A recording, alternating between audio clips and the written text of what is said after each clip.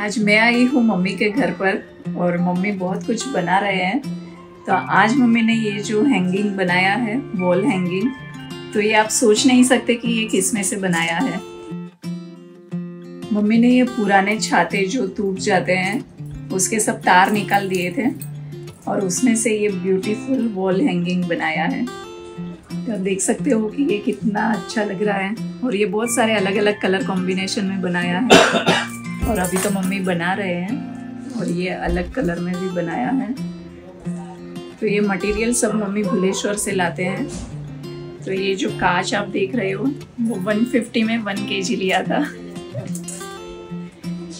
तो भुलेश्वर से सब लेते हैं तो थोड़ा सस्ता भी रहता है, होलसेल मार्केट है वहाँ पे ये सब। तो आप चाहे तो वहाँ से सब ले सकते हो, क्योंकि बहुत सारे फ्रेंड्स पूछते हैं कि दादी ये सब मटेरियल कहाँ से लाते हैं, और हम हर बार ये बताते हैं कि मम्मी भुलेश्वर होलसेल मार्केट से सब लाते हैं। और मम्मी इसमें से काफ़ी सारे बनाने वाले हैं इस तरह के वॉल हैंगिंग। अभी तो ये शुरुआत है, मम्मी ने सिर्फ 2 बनाए हैं, लेकिन इसमें से बहुत सारे बनने वाले हैं और 2 मम्मी मेरे लिए भी बनाने वाले हैं, है ना मम्मी?